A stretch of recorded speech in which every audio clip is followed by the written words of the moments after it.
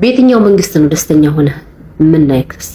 ሁሌ የሚዘመረው ስለ ሙታኖች። ሙታን እንግዲህ አይነሳም። ያለውን ባናመሰግንም እንቅፋት ባንሆንም ጥሩ ነው። ለምን ይሄ ሁሉ ወጣት እርስ በርስ እየተባላን ይሄ ሁሉ ጦርነት ውስጥ ተገብቶ ስንባላ ለምን አንድ ነገር አላለም? አባይ ሲገደብ ያልከፈለ ኢትዮጵያዊ የለም ብዬ አላምንም። ስለዚህ ለምን እንኳን ደስ ያለን ኢትዮጵያውያን ተውት። መንግስትን ስለ መንግስት ይዝፈን ይዘምር አይደለም። ለምን አንድ ሙዚቃ ለምን አልወጣልንም? ለምን አልተመሰገንም? የኢትዮጵያ ሕዝብ ቀን እየተጠበቀ አዋራ ማስነሳት አግባብ አይደለም። ይሄ 4 ኪሎ ተነቃነቀ ተፍረከረከ። ስለዚህ ቴዲያችን በየትኛው መንግስት ነው የምትደሰተው? ይሄ ጥያቄ ላንተ ነው። በ17 መርፌ ዝሆኖች ተጣልተው አሁን ደግሞ እንደዚህ ባለፉትም ዘፈኖች ውስጥ ብዙ ብቻ መቼ ነው ደስተኛ የምትሆነው? በሞቶቹ ከሆነ ሙት አይነሳም። አንተ የምዘፍንለት የፋኖ እናቶች የሚያስፈልጋቸው የሚጠጡት ውሃ ነው። አንተ የምዘፍንላቸው ወጣቶች የሚያስፈልጋቸው ትምህርት ቤት ነው። ራሳቸውን የሚያሳድጉበት ነገር ነው። እኛ ወጣቶች ደግሞ እሱ የደረሰበት ለመድረስ ጠንክረን መስራት እንጂ በዘር ተስፋ እየተባላ አንዱ ያንዱ መቃብር እየቆፈረ ዳስ አይደለም ባጎበር ቢጥል እኛ አይመለከተንም እኮ እኛን አይመለከተንም። እኛ የማይመለከተን ጉዳይ አይመለከተንም። አንተ ቢዝነስን ነው የምትሰራው። ስለዚህ ቴዲያችን እንወዳለን። ወጣቶች ንቁ፣ አይምሯችሁን ነቃ አድርጉ። መጣላት አያዋጣንም። የራሳችን እሱ የደረሰበት ቦታ ለመድረስ የራሳችንን ስራ ተክተልን ሰራ ይገባል ባይ ነኝ።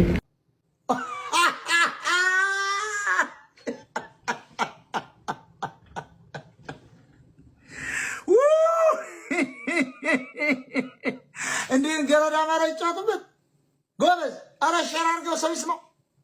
ሰበር መረጃ ተሰምቷል። የቴዲ አፍሮ ባለቤት እንግዲህ በዛሬው ዕለት እጅግ በጣም በሐዘን ፊቷ ተሞልቶ ታይቷል።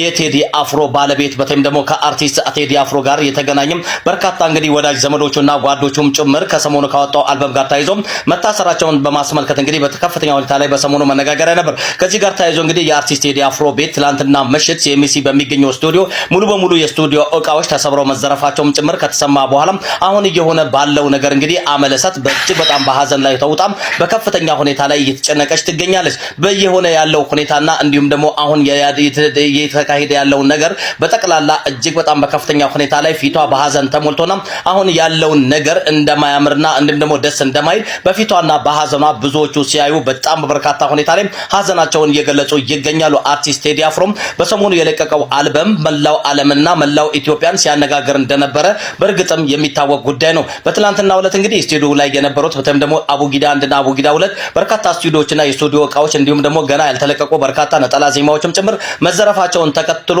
አመለሰት በሐዘን ፊቷ ሙሉ ተሞልቶ በሐዘን እያለቀሰችና እያነባች የሆነ ያለውን ነገር ለመግለጽ እየሞከረችበት ሂደት በርካቶቹን በሚዲያ እየተቀባበሉት እያነጋገረ ነው። እንደ አጫሉ ሊበሉት ነው። እኛ ቀድመን ነው የምንናገረው። ኢትዮጵያ ላይ ትልቅ አሻራ ጥሏል ቴዲ። አሻራ በኢትዮጵያውያን በእውነተኛ ኢትዮጵያውያን ልብ ውስጥ ገብቷል።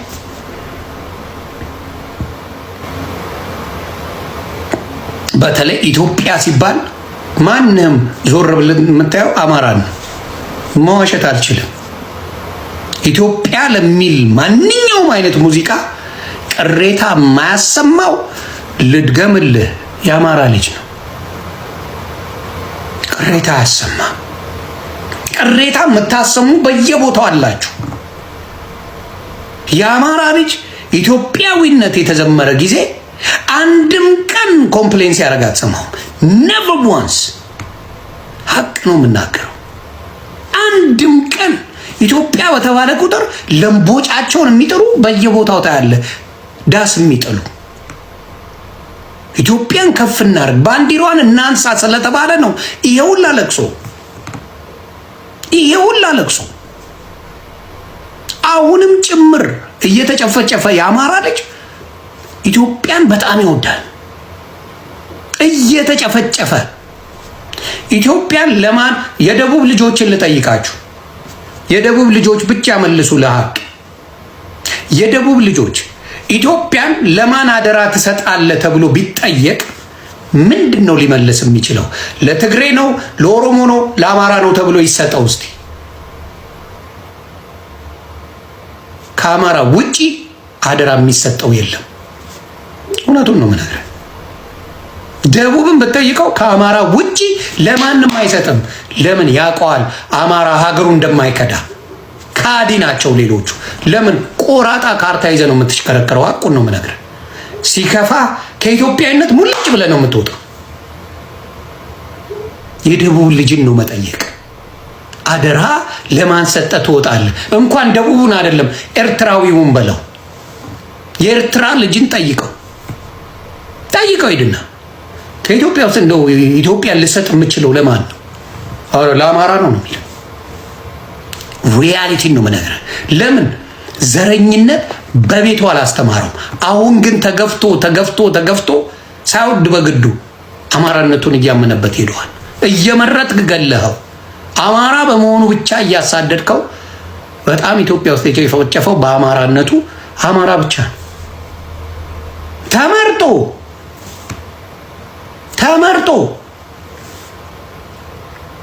ሀቅ ነው የምነግርህ። እውነት ናት። ይጨንቃሉላ። ከአማራ ጋር ቁጭ ብለህ አማራን ኢትዮጵያዊነት ለማስተማር የሚመጣ እኮ ሰገጤ ነው ያለው። ትላንት እኮ አብረን ነበርን፣ ሶሻል ሚዲያ ላይ አብረን ነበርን እኮ። ኦሮሞ ፈርስት ሲሉ የነበረ ናቸው እኮ። ኦነግ ነኝ ሲል የነበረ፣ ኦሮሞ ፈርስት ነኝ ሲል የነበረ ነው አሁን ኢትዮጵያዊነትን ለአማራ ላስተምር ሲል የነበረ። እንደው ህሊና እንኳን የላችሁ። ህሊና የእናንተን ለማየት እኮ እንትንን ማሰብ በቂ ነው። እሬቻን ማሰብ በቂ ነው። እሬቻ ላይ የኢትዮጵያ ሰንደቅ ዓላማ ታደርጋላችሁ ወይ ነው ጥያቄ። ግንባር ላይ ታስረዋለህ ወይ? የኢትዮጵያን የሚወክል ልብስ ትለብሳለህ ወይ? እሬቻን ለማክበር ትለብሳለህ ወይ? የለህም ውስጥ። ለፖለቲካው ግን ለወሬው ትሉታላችሁ። እዚህ ላይ መጣችሁ እንወዳለን ኢትዮጵያ የውሸት ትላላችሁ። ግን መሬት ላይ አምጥተህ ወይ ረመን እስቲ ኢትዮጵያን የሚወክል አለባበስ ልበስ በለው። ለምቦጩን ሲጥል የመጀመሪያ የምታየው እነሱ። እንደዚህ አይነት መሀይም አብዝታችኋል እናንተ ቤት። ሀቅ ስለምነግርህ ውሸት የለውም። አሁንም የምነግርህ ምንድን ነው፣ ኢትዮጵያዊነትን በመጥላት አትለማመዱ። አኖሌ ሐውልቱ ወደፊትም ኢትዮጵያን የሚያስጠላ አማራን የሚያስጠላ ትውልድ ኦሮሞ ይፈጥራል። በተደጋጋሚ ይፈጥራል። ይሄንን አኖሌ ሐውልት የምትለው ምድረ ዝምባም አንሳና ጣለው ወይ በየቤት አቁመው። በየቤት መብት ነው። በየቤት አማራ ኢትዮጵያን ገነባ እንጂ ኢትዮጵያን አልበደለም። የመበደልም ጭንቅላት የለውም።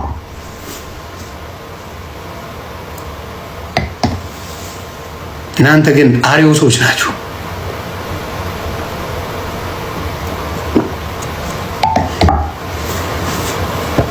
አሪዮስ እንደው ጭንቅላት ቢኖርህ እውነቴን ነው የምነግርህ፣ የሴት ልጅ ጡት ብትቆርጥ አትሞትም። መሀይም ሴት ወታደር ነበረች። በአፄ ምኒልክ ጊዜ የኦሮሞ ሴት ወታደር ነበረች። ዘንባ እንኳን የሴት ወታደር ነበር። የወንድ ጡት ቆርጣ ቢሆን የወንድ ጡት ተቆረጠ ትላለህ። ወታደር አልነበረች ሴት ልጅ በአፄ ምኒልክ ጊዜ። በኃይለ ሥላሴ ጊዜ የሴት ወታደር አልነበረ። መሀይም ስለሆናችሁ ይጫወቱባችኋል። እንደ ጉድ ይጫወቱባችኋል። አሁንም በፖለቲካ የሚሰሩባችሁ እነሱ ናቸው። አሁንም ጭምር ሰው በሆነ ነገር አይሻሻልም። ኢትዮጵያ ብሎ የዘመረ በሙሉ አማራ ይመስላችኋል። አዎ ኢትዮጵያን ልብ ውስጥ ክትጠፋ አማራ ልብ ውስጥ ታገኘዋለህ። ልብ ቢቀደድ የትግራይ ልጅ ባመጣው የትግራይ ኮከቧን ነው የምታመጣልኝ። እዚህ ጋር ለዋሻ አልችልም። ማንም ትግራዋይ ና እዚህ ውስጥ ልብም ብከፍተው ያቺኛዋ ቢጫና ቀይዋ ባንዲራ ነው ያለችው፣ ወይ የተቆረጠችው ካርታ ነው ልብ ቢከፈት ያለው። እንዲሁም የኦሮሞ ብታመጣ የሆነ ጓ ነው ያለችው።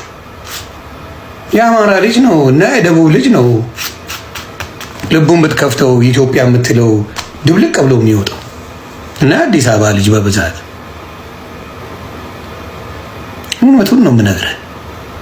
ሀገር አንድ በመሆን ትልቅ ትሆናለች። ሀገር ሲከፋፈል ከፋፍለ ግዛው የሚባል መንግስት ይመጣል ኢትዮጵያ ላይ። ምክንያቱም ኦሮሞን ሄዶ ወለጋ ላይ ቢያርደው ማንም አይጠይቀው። ለምን ኦሮሞ ሞተብኝ ብሎ ሌላው ወደ አንተ አይመጣም። አማራ ክልል ላይ እስካሁን ሰዓት ድረስ መከላከያ አለ። መከላከያ እንደፈለገ አማራን ቢጨርሰው ለምን አማራን ገደለብኝ ብሎ የሚመጣ ኦሮሞ የለም፣ የሚመጣ ደቡብ የለም፣ የሚመጣ ትግራይ የለም፣ ማንም የለም፣ አፋር የለም። አፋርን ሄዶ እንደፈለገ ቢቀጠቅጥ፣ ሶማሌን ሄዶ እንደፈለገ ቢቀጠቅጥ ሄዶ አንድ ላይ ሆኖ የሚያግዝ አንድም ማህበረሰብ የለም። ለምን? ይሄንን ሰርተውበታል። አሁንም ህወሓት ወጣችበት እንጂ ብልጽግና ማለት ኢህአዴግ ነው። ምንም ለውጥ የለው። ማን ተቀየረ? ማን ተቀየረ? የተቀየረ ነገር የለም። የተቀየረ ነገር የለም። ስለዚህ አሁንም የኢትዮጵያዊነትን አሁንም የኦሮሞ ልጅ ለስልጣናቸው ሲሉ እየበሉ ነው። ለስልጣናቸው ብለው ኦነግ እያሉ በኦነግ ስም ጨፈጨፉ፣ ጭፍጭፍ አደረጉ በኦነግ ስም። በዚህ አጋጣሚ አንዳንዶቹ እያለቀሱ ይገኛሉ። ማን ጠራችሁ? ቴዲ አፍሮ ዲያቆን አይደለም፣ ምናልባት ከረሳችሁት ብዬ ነው። ቴዲ አፍሮ ቄስ አይደለም፣ ከረሳችሁት ብዬ። ታፕ ኮፒ ሊንክ ኔዎቹ ሰው እንዴት ይበሳጫል? አሁን ዲያቆን ያሬድ ዘፈን ዘፈነ ቢባል ደነግጣል። ብርቅቅ ነው። ምን ነክቶት ነው እንደ ዲያቆን ያሬድ ምን አስበው ነው ምን ፈልገው ነው ብዬ ደነግጣል። ተግባብተና እንዲሁም ዲያቆን መዝሙር የሚዘምረው ቴድሮስ ዘፈን ቢያወጣ እንዴ ምን ሆነ ነው እንዴ ምን ነክቶ ነው እንዴ ኦርቶዶክስ እንደዚህ ሆነች ብዬ ሩዋንዳ አደርጋለሁ። ቴዲ አፍሮ ስናቀው ሙዚቀኛ ነው፣ አሁንም ሙዚቀኛ ነው። እንደ ሃይማኖት ሆኖ የኦርቶዶክስ እምነት ተከታይ ነው። ጋንጃ በሉባንጫ እያጨሱ እነ ካሙዙ ሲዘፍኑ ለምን አትናገሩም? ዘፈን ሲያቀናብሩ እነሱን ለምን አትመክሩም? እነ ሱራፌል ምናምን የሚባል አንድ ወሮ በላ ሌባ አለ፣ እካካል ሌባ። ለምን እነ ናሆም ፎንቴን አትመክሩም? ለምን እነ ጆን ዳንኤልን አትመክሩም? ለምን እንትና የሚባለው ዲሽታጌና ጴንጤ ነው። ለምን እነሱን አትመክሯቸውም ነው? እኔ ግራ የገባኝ እኮ እሱ ነው። የእናንተ እምነት ተከታይ ሆኖ ዘፋኞች በደንብ አሉ። እንዲሁም ደግሞ እንትና ማን ነው የሚባለው ከላፉ አላላላ ፎንቴ የሚለው ስሙ ጠፋኝ፣ ጴንጤ ነው እሱ። ለምን እሱ ላይ አላኮረፋችሁም? እኔ ጥያቄ እሱ ነው።